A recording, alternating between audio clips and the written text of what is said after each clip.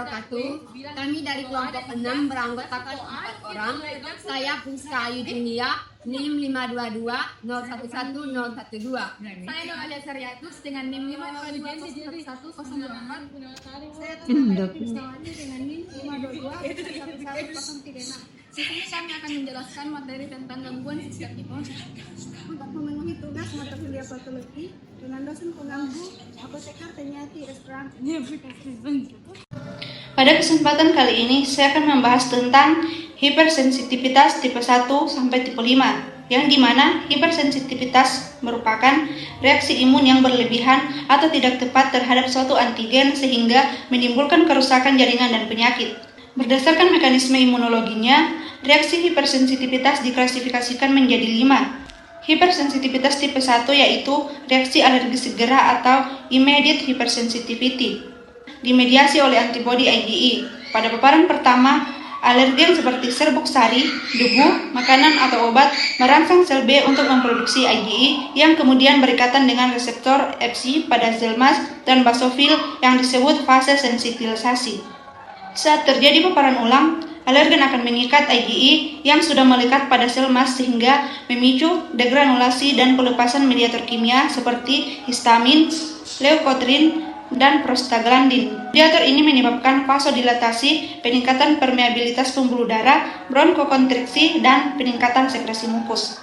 Secara klinis, reaksi ini muncul cepat, biasanya menit sampai jam, dan bermanifestasi sebagai urtikaria, rinitis alergi, asma bronkial, alergi makanan, hingga shock anafilaktik yang mengancam nyawa. Kemudian ada hipersensitivitas tipe 2, yaitu reaksi sitotoksik. Reaksi sitotoksik melibatkan antibodi IgG atau IgM yang bereaksi terhadap antigen yang terdapat di permukaan sel atau jaringan tubuh sendiri.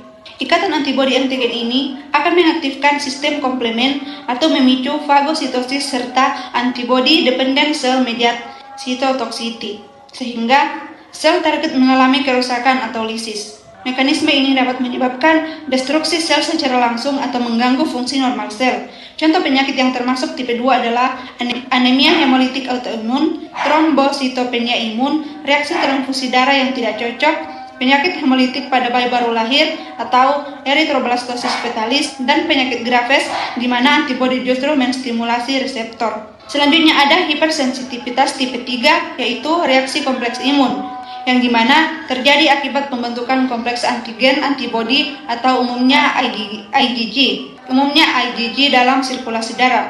Kompleks imun ini mengendap di jaringan tertentu seperti pembuluh darah, ginjal, sendi, atau kulit, kemudian mengaktifkan sistem komplement dan menarik sel inflamasi, terutama neutrofil. Proses ini menyebabkan peradangan dan kerusakan jaringan setempat. Reaksi tipe 3 biasanya muncul beberapa jam hingga hari setelah paparan antigen. Contoh penyakit tipe 3 yaitu lupus erythematosus sistemik, glomerulonefritis pasca streptococcus, penyakit serum, dan reaksi artus. Selanjutnya ada hipersensitivitas tipe 4, yaitu reaksi lambat yang dimediasi oleh sel T, bukan antibodi. Pada tipe ini, antigen akan dikenali oleh sel T yang telah tersensitisasi, kemudian sel T tersebut melepaskan sitokin yang mengaktifkan makrofag dan sel inflamasi lain sehingga terjadi kerusakan jaringan. Reaksi ini berlangsung lambat, biasanya muncul 24-72 jam setelah paparan antigen. Hipersensitivitas tipe 4 berperan dalam dermatitis kontak, misalnya akibat nikel atau kosmetik, reaksi uji tuberkulin atau mantau, serta berbagai penyakit autoimun yang dimediasi oleh sel T seperti diabetes mellitus tipe 1 dan multiple sklerosis. Yang terakhir ada hipersensitivitas tipe 5, yaitu reaksi stimulasi antibodi terhadap reseptor. Tipe 5 ini sering dianggap sebagai variasi dari tipe 2, namun dibedakan karena antibodi tidak merusak sel, melainkan menstimulasi atau menghambat reseptor tertentu secara abnormal. Antibodi bertindak seperti ligan palsu yang mengaktifkan atau memblok reseptor sehingga mengganggu fungsi fisiologis normal. Contoh paling khas adalah penyakit Graves, di mana antibodi menstimulasi reseptor TSH pada kelenjar tiroid sehingga terjadi hipertiroidisme serta miastenia gravis, di mana antibodi menghambat reseptor asetylkolin di sambungan neuromuskular dan menyebabkan kelemahan otot. Sekian penjelasan dari saya mengenai hipersensitivitas tipe 1 sampai tipe 5. Kurang dan lebihnya mohon dimaafkan. Saya ucapkan terima kasih. Baik, Assalamualaikum warahmatullahi wabarakatuh. Terima kasih atas waktu dan kesempatan yang diberikan. Saya ingin melanjutkan materi berikutnya, yaitu tentang autoimun.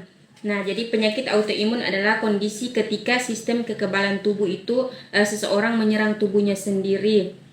Autoimun itu memiliki gejala merasa kelelahan, nyeri otot, dan demam. Jadi gejala penyakit autoimun itu dapat mengalami flare yaitu timbulnya gejala secara tiba-tiba dengan derajat yang berat. Flare itu biasanya terjadi karena dipicu oleh suatu hal, misalnya paparan sinar matahari atau stres. Terus ada beberapa macam jenis penyakit autoimun, yaitu ada lupus. Nah, lupus itu dapat mempengaruhi hampir semua organ tubuh dan menimbulkan beberapa macam gejala seperti ruam kulit, demam, nyeri sendi dan otot, kulit menjadi sensitif, sariawan, bengkak pada tungai, sakit kepala, kejang, nyeri dada, sesak nafas, pucat, serta perdarahan. Terus yang kedua itu ada penyakit Graves, itu dapat menimbulkan gejala kehilangan berat badan tanpa alasan yang jelas, rambut rontok, mata menonjol, jantung berdebar, insomnia, dan gelisah. Terus yang ketiga itu psoriasis, itu penyakit dapat dikenali dengan kulit yang bersisik dan muncul bercak merah pada kulit. Terus yang keempat itu ada penyakit multiple, itu gejala multiple meliputi nyeri, mati rasa pada salah satu bagian tubuh, gangguan penglihatan, otot kaku dan lemas, koordinasi tubuh berkurang, serta kelelahan. Terus yang kelima itu tiroiditis, itu penyakit tiroiditis menimbulkan gejala berupa sensitif terhadap udara dingin. Terus kenaikan berat badan tanpa sebab yang jelas, mati rasa di tangan dan di kaki, kelelahan, rambut rontok, dan sulit berkonsentrasi. Terus yang keenam itu kolitis. Gejala yang dapat muncul adalah nyeri perut, buang air besar berdarah, diare, demam, dan penurunan berat badan tanpa sebab. Terus yang ketujuh itu sindrom Guillain-Barré, itu dapat menimbulkan gejala berupa lemas, dan jika kondisi semakin parah itu dapat berkembang menjadi kelumpuhan. Terus yang ketujuh itu vaskulitis. Nah, jadi vaskulitis itu memiliki gejala kelelahan, demam, penurunan berat badan tanpa alasan yang jelas, tidak nafsu makan, dan juga ruam kulit.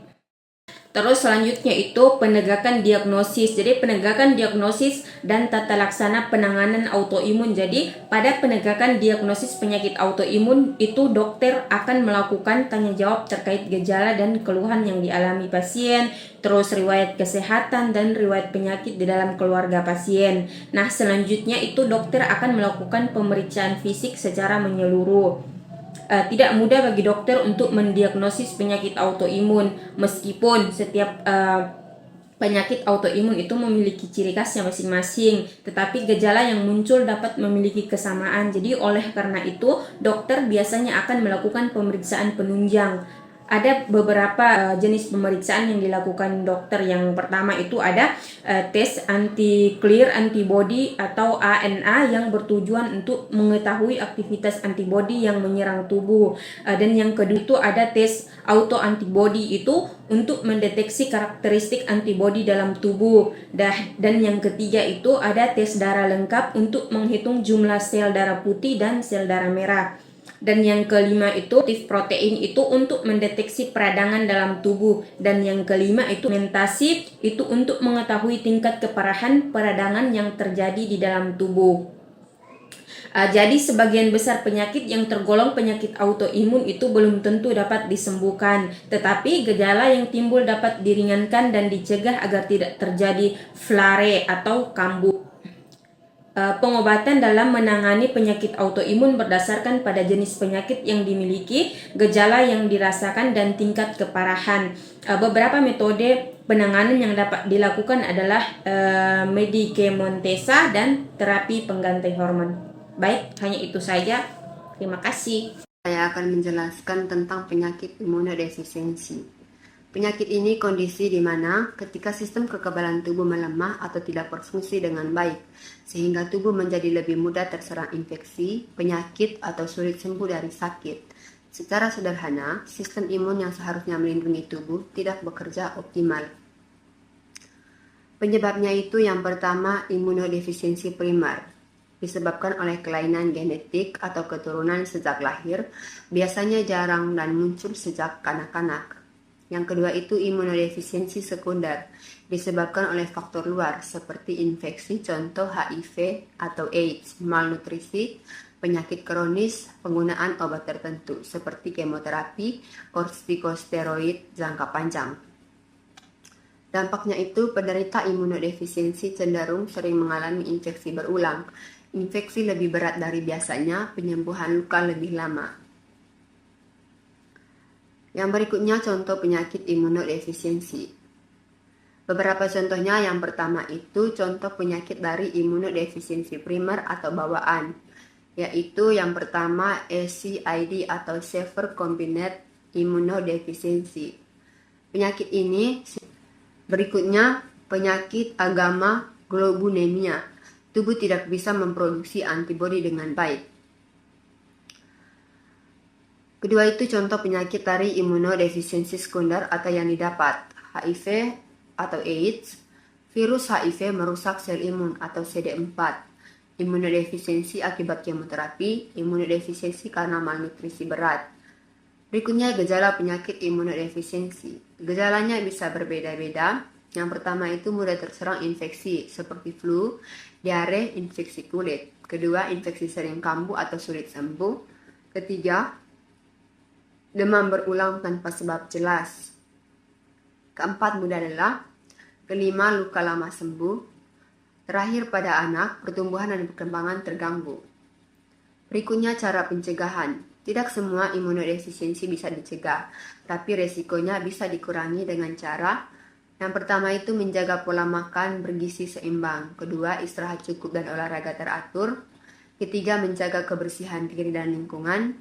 Keempat, menghindari perilaku berisiko, misalnya penggunaan jarum suntik bersama. Kelima, vaksinasi sesuai anjuran jika tidak ada kontraindikasi. Keenam, mengontrol penyakit kronis dengan. Nah, selanjutnya reaksi penolakan transplantasi. Reaksi penolakan transplantasi adalah respon imunologis penerima terhadap jaringan atau organ donor yang dianggap sebagai benefit. Nah, respon ini terutama dimediasi oleh sistem imun adaptif, khususnya sel T dan antibodi yang mengenali antigen donor, terutama antigen human, sebagai non-self. Adapun etiologinya, reaksi penolakan transplantasi terjadi akibat beberapa faktor berikut. Yang pertama, perbedaan antigen. Perbedaan antigen histokompatibilitas antara donor dan resipien. Yang kedua, sensasi imun sebelumnya, misalnya akibat transfusi darah dan kehamilan atau transplantasi sebelumnya. Nah, yang ketiga, ketidakpatuhan terhadap terapi imunosupresif. Dan yang keempat, faktor non-imun seperti iskemia reperfusi jaringan donor. Dan yang kelima, aktivitas respon imun bawaan termasuk sel NK dan makrofag. Adapun patogenesisnya, secara patogenesis, reaksi penolakan transplantasi dibagi menjadi beberapa tipe utama. Yang pertama itu penolakan hiperakut. Terjadi dalam menit hingga jam setelah transplantasi, disebabkan oleh antibodi preformat pada resipien terhadap antigen donor. Antibodi mengaktifasi sistem komplement, trombosis vaskular, nekrosis jaringan donor, dan biasanya menyebabkan kegagalan darah secara cepat dan irreversible. Nah, yang kedua itu penolakan akut. Terjadi dalam hari hingga minggu setelah transplantasi, dimediasi oleh respon sel T, infiltrasi limfosit, kerusakan parenkin, antibodi de novo, kerusakan endotel pembuluh darah. Mekanisme utama melibatkan aktivitas sel T CD14 dan CD18 terhadap antigen donor yang dipresentasikan oleh AUC. Yang ketiga itu penolakan kronik terjadi dalam bulan hingga tahun, bersifat progresif dan sulit diterapi, ditandai oleh inflamasi kronik, fibrosis, dan penyempitan pembuluh darah graf. Dipengaruhi oleh faktor imun dan non imun seperti hipertensi, dislipidemia, dan toksisitas obat. Selanjutnya perubahan morfologi dan gambaran klinis. Yang pertama perubahan morfologi. Ada penolakan hiperakut yaitu trombosit, difus, nekrosis, hemoragik jaringan. Yang kedua penolakan akut yaitu infiltrasi limfosit interstisial, vaskulitis, dan kerusakan tubulus pada ginjal. Dan yang terakhir penolakan kronik yaitu fibrosis interstisial, atrofi parenkit, dan penebalan intima pembuluh darah.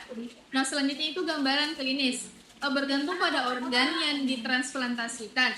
Yang pertama ada ginjal, yaitu penurunan fungsi ginjal, peningkatan kreatinin serum, dan oliguria. Yang kedua ada hati, yaitu icterus dan peningkatan enzim hati. Dan yang ketiga ada jantung, yaitu gagal jantung dan aritmia. Dan yang terakhir paru, sesak napas dan penurunan kapasitas paru. Itu saja yang bisa saya jelaskan. Terima kasih. Sekian video penjelasan dari Kabupaten Bani. Kurang dari yang mau dikatakan tidak ada. Kami tutup dengan ucapan Assalamualaikum warahmatullahi wabarakatuh.